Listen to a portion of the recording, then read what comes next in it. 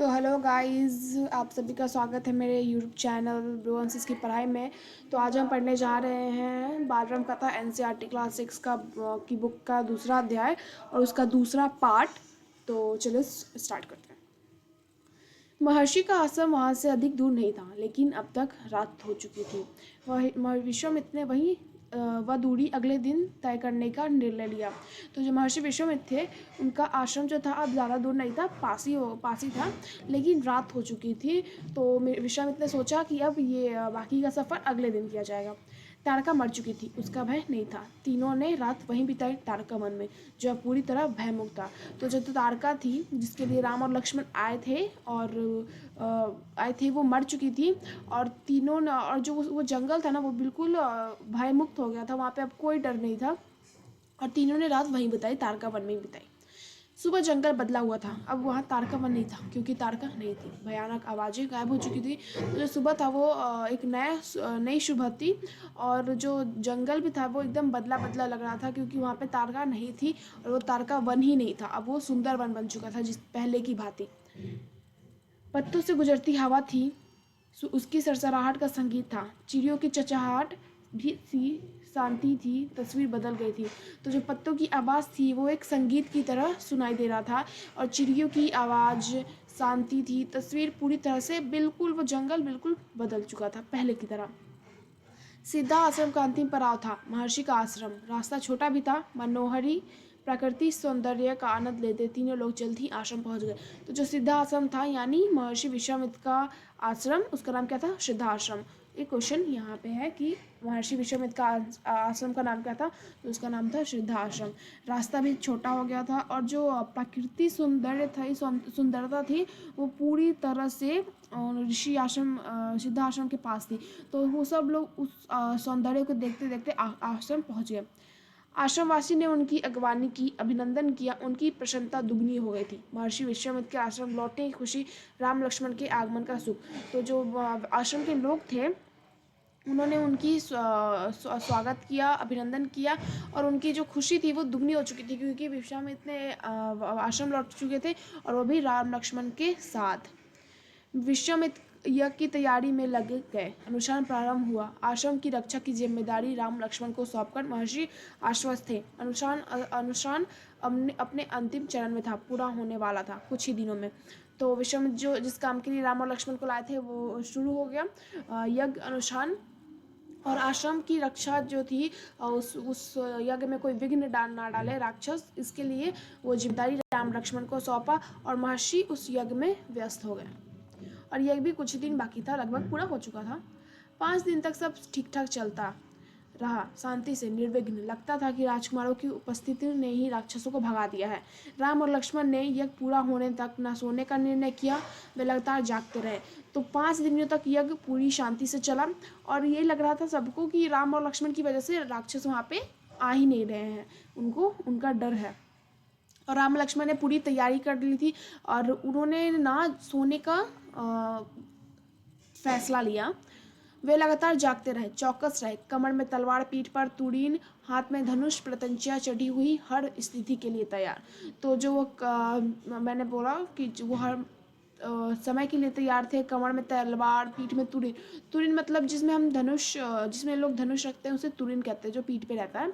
और हाथ में धनुष, जिसपे प्रत्यंचा चढ़ी थी, और हर स्थिति के लिए तैयार थे, हर समय के लिए, कुछ भी हो जाए। अनुष्ठान का अंतिम दिन, अचानक भयानक आवाज़ों से आसमान भर गया। सुबाहु और मारीच ने राक्षसों के दल बल के साथ आश्रम पर धावा बोल दिया। तो अनुष्ठान का अंतिम दिन, लास्ट डे जब था यज्ञ का, तभी राक्षसों ने हमला कर दिया, सुबाहु और मारीच ने। मारीच क्रोधित था। यज्ञ के अलावा भी इस बात से राम लक्ष्मण ने उसकी माँ को मारा था, तारका। मारीच और ज़्यादा क्रोधित था, क्योंकि उसकी माँ जो तारका थी, उसका वध हो चुका था राम के द्वारा। राम ने लक्ष्मणों का हमला होते ही कार्रवाई की, धनुष उठाया और मारीच को निशाना बनाया। मारीच बाण लगते ही मूर्छित हो गया, बाण के वेग से बहुत दूर जा गिरा। राम लक्ष्मण भी हर परिस्थिति के लिए तैयार थे, तो उन्होंने उसी वक्त कार्रवाई की और धनुष उठाया और मारीच को ही निशाना बनाया सीधा।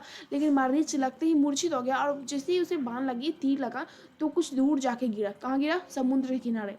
वह मरा नहीं। जब होश आया तो उठकर दक्षिण दिशा की ओर भाग गया। अब जब वो मरा नहीं था लेकिन बेहोश हो गया था, और जब उसे होश आया तो वो उठ के दक्षिण दिशा की ओर भाग गया जहाँ पे लंका था। राम का दूसरा बाण सुबाहु को लगा, उसके प्राण वहीं निकल गए। सुबाहु के मरने पर राक्षस ने सेना में भगदड़ मची।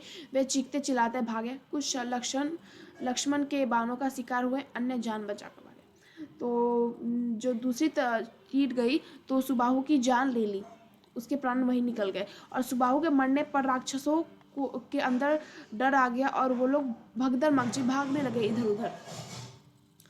महर्षि विश्वामित्र का अनुष्ठान संपन्न हुआ। राम ने महर्षि को प्रणाम करते हुए पूछा, अब हमारे लिए क्या आज्ञा है मुनिवर? महर्षि ने राम को गले लगाया, कहा, हम लोग यहाँ से मिथिला जाएंगे।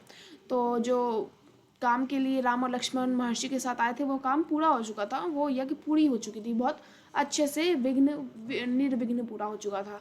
तो महर्षि ने राम ने महर्षि से पूछा कि अब हमारे लिए दूसरी आज्ञा क्या है, अब हम आपकी सेवा क्या करें? तो महर्षि ने राम को गले लगाया और खुशी वर्ष से बोला कि अब हम लोग यहाँ से मिथिला जाएंगे, राजा जनक के यहाँ, विदेह राज के दरबार में। मैं चाहता हूँ कि तुम दोनों मेरे साथ चलो, उनके आयोजन में हिस्सा लो। महाराज के पास एक अद्भुत शिव धनुष है, तुम भी उसे देखो। तो मिथिला में वो लोग क्यों जा रहे थे? क्योंकि वहाँ पे एक कार्यक्रम था। विदेह राज जनकपुर में उन्होंने एक आयोजन किया था और वो चाहते थे विश्वामित्र की राम और लक्ष्मण भी उसमें हिस्सा लें और वो शिव धनुष को देखें। राम लक्ष्मण अगली यात्रा लेकर उत्साहित थे। नए स्थान देखने और जानने का अवसर। सोन नदी पार विश्वामित्र मिथिला की सीमा के पास पहुंचे। अपने शिष्यों और राजकुमार के साथ वे गौतम ऋषि के आश्रम से होते हुए नगर में पहुंचे। तो राम और लक्ष्मण अगली यात्रा के लिए काफ़ी उत्साहित थे, काफ़ी एक्साइटेड थे और नए स्थान पे जाने का, घूमने का मौका मिल रहा उन्हें, तो ऑब्वियसली काफ़ी खुश थे।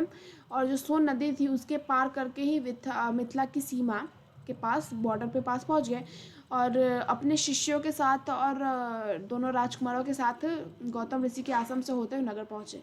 राजा जनक ने महल से बाहर आकर विश्वामित्र का स्वागत किया। तभी उनकी दृष्टि राजकुमार पर पड़ी। विदेह राज चकित रह गए, वे स्वयं को रोक न पाए। महर्षि से पूछे, ये सुंदर राजकुमार कौन है? मैं इनके आकर्षण से खींचता जा रहा हूँ।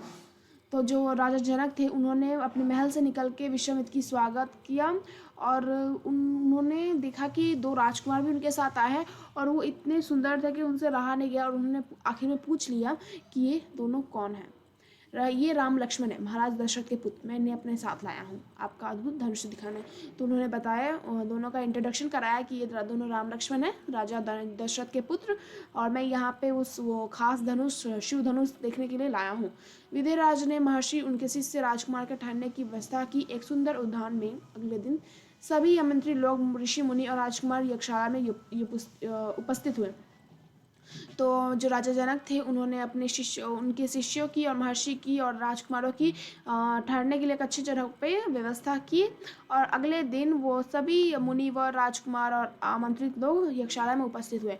वहाँ महर्षि ने फिर धनुष का उल्लेख किया। महाराज जनक ने अपने अनुचरों से आज्ञा दी कि शिव धनुष को यज्ञशाला में लाया जाए। तो महर्षि वहाँ पे पहुँच के शिव धनुष के बारे में बोलने लगे और तभी जनक ने अपने सैनिकों को आज्ञा दी कि वो शिव धनुष को यहाँ पे लाए। शिव धनुष सच में बहुत विशाल था, लोहे की पेटी में रखा हुआ था। पेटी में पहिए लगे थे, 8 पहिए। उसे उठाना लगभग असंभव था। पहिए के सहारे घिसा कर उसे एक से दूसरी जगह लाया जा सकता था। तो शिव धनुष जो था वो बहुत काफ़ी बड़ा था और उसको उठाना लगभग ही नामुमकिन थी, इम्पॉसिबल था। और उसे उठाने के लिए एक पेटी में रखा गया था, उसमें 8 पहिए लगे थे। उसे खींच कर लाया जाता था एक से दूसरी जगह पे। अनुचर मुश्किल से उसे खींचते हुए यज्ञशाला में लाए। धनुष को देखते ही विदेहराज एक पल के लिए उदास हो गए। उन्होंने कहा, मुनिवर, मैंने प्रतिज्ञा की है कि अपनी पुत्री सीता का विवाह संबंध में जो यह धनुष उठाकर उस पर प्रतिनिधित्व चढ़ा देगा, उसी के साथ सीता का विवाह होगा। अनेक राजकुमारों ने प्रयास किया और लज्जित हुए। तो उस धनुष को देख के ना वो जो राजा जनक थे वो काफ़ी दुखी हो गए, क्योंकि उस धनुष के लिए उन्होंने एक कसम खाई थी कि ये धनुष जो भी उठाएगा उसी से उनकी बेटी सीता का विवाह होगा। क्यों हुआ? क्योंकि जब सीता छोटी थी ना तो वो ये धनुष एकदम आसानी से उठा लेती थी, उनके लिए कुछ बड़ी बात नहीं थी, वो आसानी से उठा लेती। तो उसी को देख के राजा जनक ने भी ये प्रतिज्ञा की कि जो भी मेरी सीता का पति बनेगा वो भी उस धनुष को उठा सके वही बनेगा। तो उन्होंने उस दिन से ये प्रतिज्ञा की थी और उसके लिए ही उन्होंने ये स्वयंवर लिया था कि जो भी इस धनुष को उठाकर उस पर प्रत्यंचा चढ़ा देगा उसी से सीता के साथ विवाह होगा। अनेक राजकुमारों ने प्रयास किया और लज्जित हुए, उठाना तो दूर से हिला तक नहीं सकते, प्रत्यंचा का चढ़ा दे। तो उन्होंने बोला कि काफ़ी राजकुमारों ने प्रयास किया, राजाओं ने प्रयास किया, पर कोई नहीं उठा पाए, उठाना तो दूर से हिला भी नहीं सके, तो वो प्रत्यंचा क्या चढ़ाएंगे। विदेह राज का संकेत समझकर महर्षि विश्वामित्र ने राम को कहा, उठो बस, ये धनुष देखो। तो विदेह राज की चिंता समझी, उन्होंने कहा कि हाँ कोई नहीं कर सकता तो ऑब्वियसली राम तो कर ही सकता है। तो उन्होंने राम को कहा कि उठो और ये धनुष देखो। तो यहाँ पे कुछ ड्राइंग्स ये है, तो ये राम है और ये सीता है, इन्होंने अपने हाथ में वरमाला ली है। राम ने सिर झुकाकर गुरु की आज्ञा स्वीकार की, आगे बढ़े, पेटी का ढक्कन खोल दिया। राम ने पहले धनुष देखा, फिर महर्षि को। गुरु का संकेत मिलने पर राम ने वह विशाल धनुष सहज ही उठा लिया। तो राम ने सिर झुका के आशीर्वाद लेके गुरु की आज्ञा से वो धनुष की ओर बढ़े और पेटी खोलकर धनुष को एकदम आसानी से उठा लिया, जैसे खिलौना हो। इसकी प्रत्यंचा चढ़ाओ दूं? मुनिवर ने राम से पूछा। राम ने मुनिवर से पूछा, अवश्य, यदि ऐसा कर सकते हो। विदेहराज चकित थे। राम ने आसानी से धनुष झुकाया, ऊपर से दबाकर प्रत्यंचा खींची। दबाव से धनुष बीच से टूट गया, उसके दो टुकड़े, बच्चों के खिलौने की तरह। एक शाला में सन्नाटा छा गया, सब चुप एक दूसरे की ओर देख रहे थे। तो राम ने पूछा कि मैं क्या इस पे वो प्रत्यंचा चढ़ा दूं? तो मुनिवर ने उन्हें बोल दिया कि अगर तुम ऐसा कर सकते हो तो कर दो। तो उन्होंने किया, और जैसे ही उन्होंने ट्राई किया उसे दबाकर नीचे खींचने के लिए, तो वो बीच से टूट गया, आधा उसके मतलब दो टुकड़े हो गए। अब बच्चों के जैसे खिलौने होते हैं ना, जैसे आसानी से तोड़ देते हैं, वैसे ही हो गए। और जो यक्षशाला थी, दरबार में पूरी तरह से सन्नाटा छा गया, सब चुप हो गए कि हाँ ये कैसे हो गया, कोई नहीं कर पाता था, लेकिन इसने इतनी आसानी से खिलौने की तरफ तोड़ दिया, कैसे। सभागार की चुप्पी महाराज जनक ने तोड़ी। उनकी खुशी का ठिकाना ना था, उन्हें सीता के लिए योग्य वर मिल गया था, उनकी प्रतिज्ञा पूरी हुई। जनक राज ने कहा, मुनिवर आपकी अनुमति हो तो मैं महाराज दशरथ के पास संदेश भेजूं। तो सभागार में सब चुप ही थे, कोई कुछ नहीं बोल रहा था, सब हैरान थे। तो महाराज जनक ने सबकी चुप्पी तोड़ी और उनको बहुत खुशी थी कि मेरी प्रतिज्ञा पूरी हुई और उनकी बेटी सीता का विवाह तय हो गया, उसके लिए उनको वर मिल गया, वो भी उनके योग्य वर, जो उनके समान हो।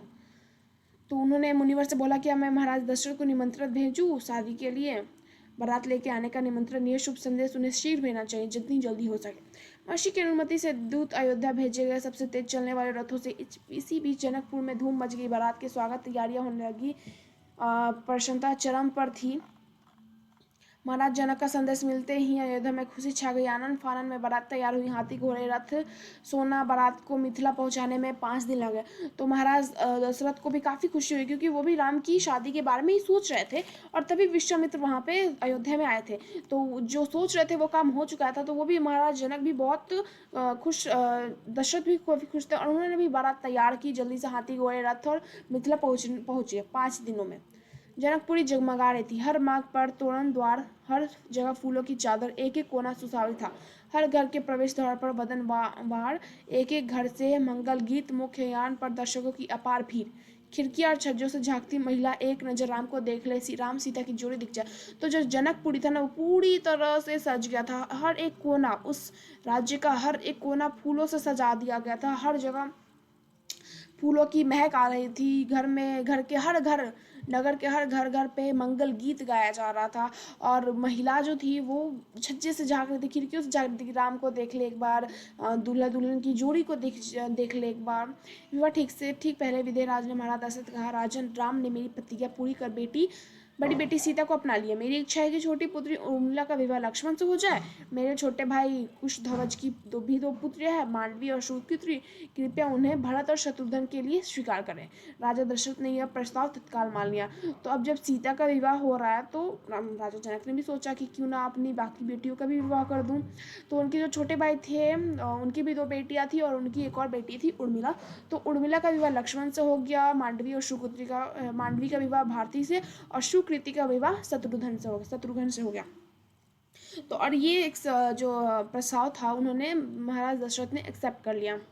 विवाह के बाद बारात कुछ दिन जनकपुर में रुकी। बारात बहुओं को लेकर अयोध्या लौटी तो रानी पुत्र वधुओं की आरती उतारी। स्त्रियों ने फूल बरसाए, शंख ध्वनि की से गलियां गूंज उठी। यह आनंद उत्सव लगातार कई दिनों तक चला। तो विवाह के बाद भी कुछ दिनों तक बारात रुकी जनकपुरी में, और उसके बाद जब अयोध्या लौटे तो तीनों रानियों ने अपनी बहुओं का स्वागत किया, आरती उतारी, और जो स्त्रियाँ थी उन फूल बरसाई, शंख बजे, और ये आनंद जो उत्सव था वो कई दिनों तक